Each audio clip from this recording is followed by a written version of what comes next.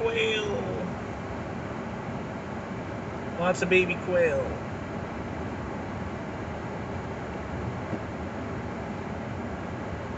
Oh look, a family of quail crossing the road.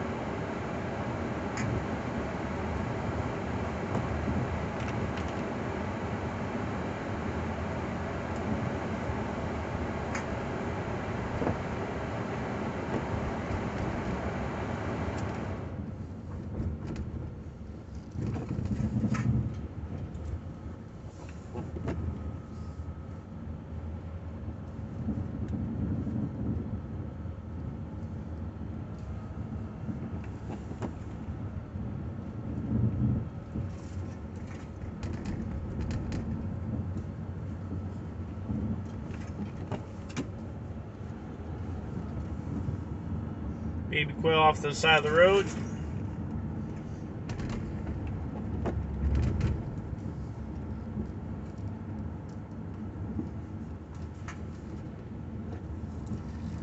It's interesting when it's foggy like this, it's actually harder to see a light colored vehicle than it is to see a dark colored vehicle. The fact that my car is black actually is a good thing in these conditions.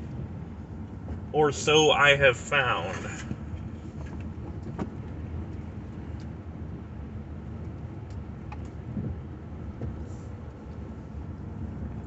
Real pea soup up here. Just give you an idea of how far ahead you're looking. You're looking maybe, for the worst of it, you can see maybe 10 feet in front of you, in front of the car, before it's white out.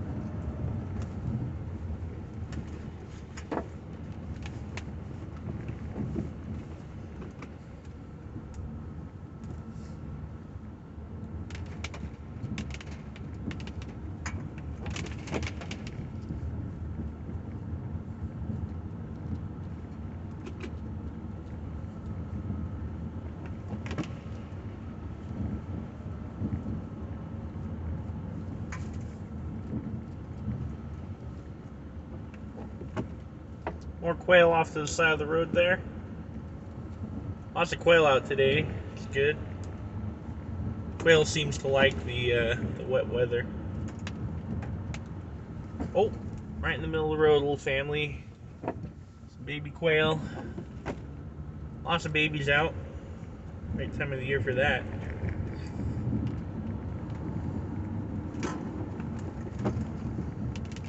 There's a ton of quail off to the left there. Don't know if you saw that. Like a flock of quail. We are now on Portola State Park Road.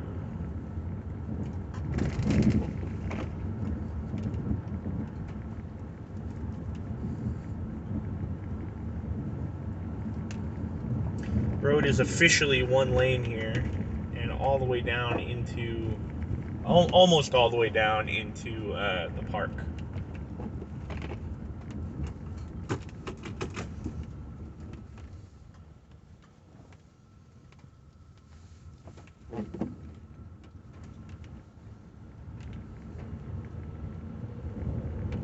It's the steepest section of hill,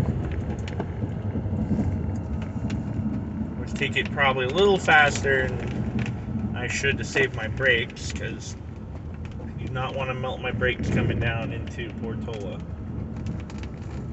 I'd say maybe once a week at least, especially on a weekend, but nowadays, given how packed the campground is, possibly even during the week, maybe even once a day, we'll get at least one car coming in, and you can smell it. They toasted their brakes coming into the park.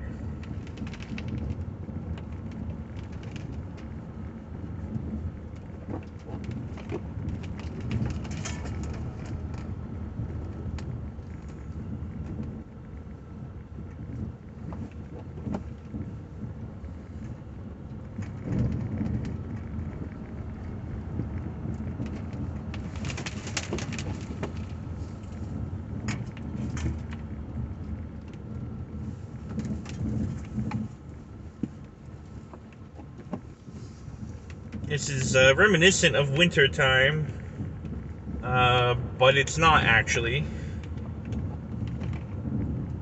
I mean, other than the obvious, it's the middle of summer. The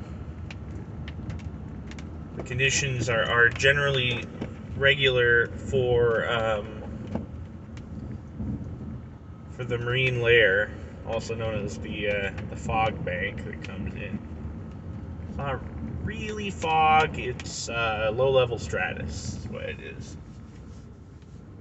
And these clouds are the lifeblood of the redwood forest. They're what provides the redwoods with the water they need.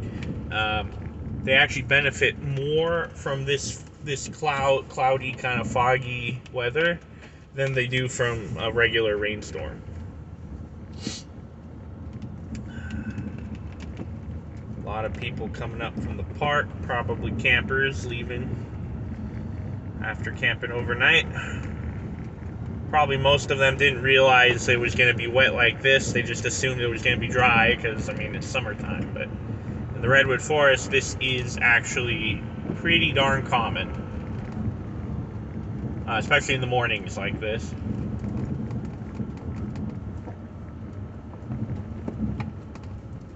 Okay.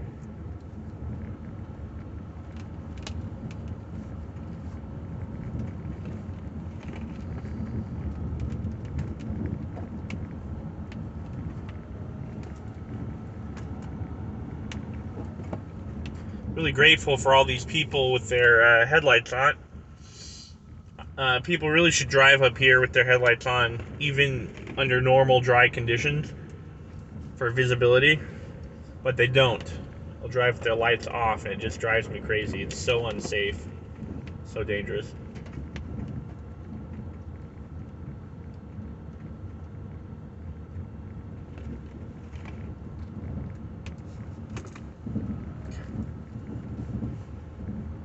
Here's the little 2-lane bit.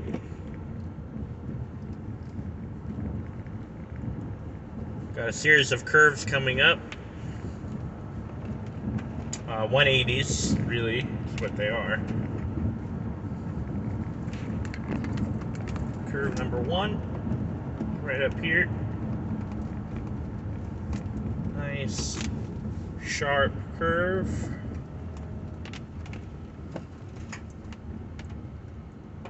Fortunately, the road itself is fairly wide, so it's not too big of a problem. This curve is called the Crocker curve, the one we're coming up to here. It's called the Crocker curve. You're going to see land over here on the left-hand side that is owned by Save the Redwoods League. Right where that gate is there, you see. And they're trying to develop it and eventually gift it effectively to Portola State Park. But there's actually a little housing development in here called Middleton Tract. And they kind of pose a potential development roadblock in connecting this section to the main park. So that's kind of been an ongoing project for many years now, I guess. Entering the little canyon that leads down into Portola State Park. It's the state park sign. We're officially on state park property now. Road is much nicer here, obviously. The road doesn't normally look this dark. It's because of the water. It's making it a little extra dark. Let this guy come by. Yeah, I'm not going to squeeze by you there, bud. Oh, it's a state parks guy. That's kind of funny. It's a drainage ditch off to the right here. And I've actually seen people get stuck in that before, so. Not in my car.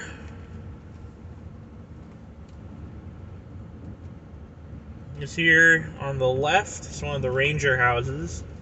Ranger actually does live here. He does not work at our state park, though, which is quite interesting. Works at a different state park.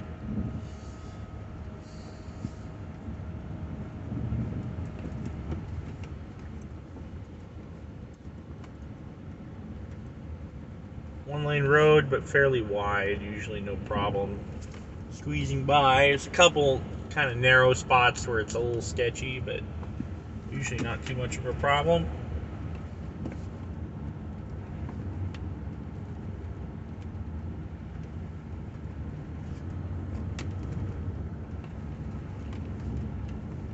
These are all redwood trees for the most part.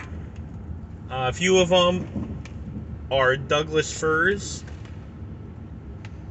Of course, you can see there are also oak trees and maple trees and madrones and things like that. But as far as the big, tall ones, they're mostly all redwoods down here. There are a few Douglas firs, mostly on the other side of the valley. If you go off to the left hand side of the canyon here, you'd see a few more of those Douglas firs.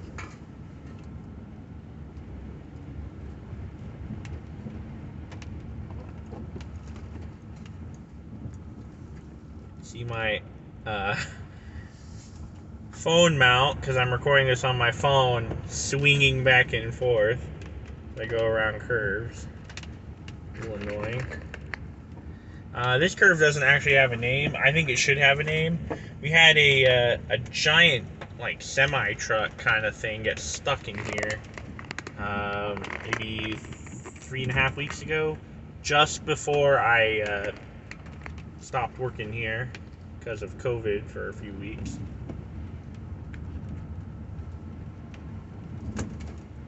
Go ahead and shift down.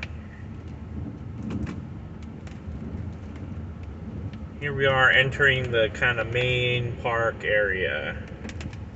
The group campsite's on the right. Picnic area, which is also parking, on the left.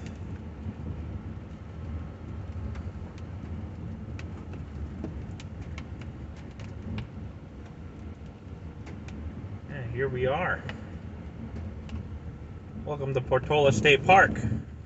This is the Ranger Visitor Center here. I'll just kind of point the camera at it for a moment.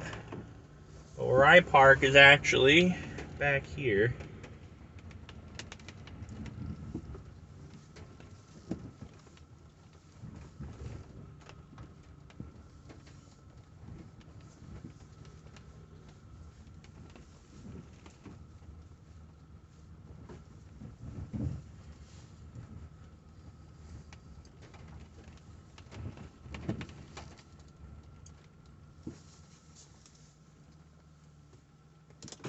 And here we are. Hope you enjoyed. I've wanted to do something like this for a long time. I never got around to recording it, so take care.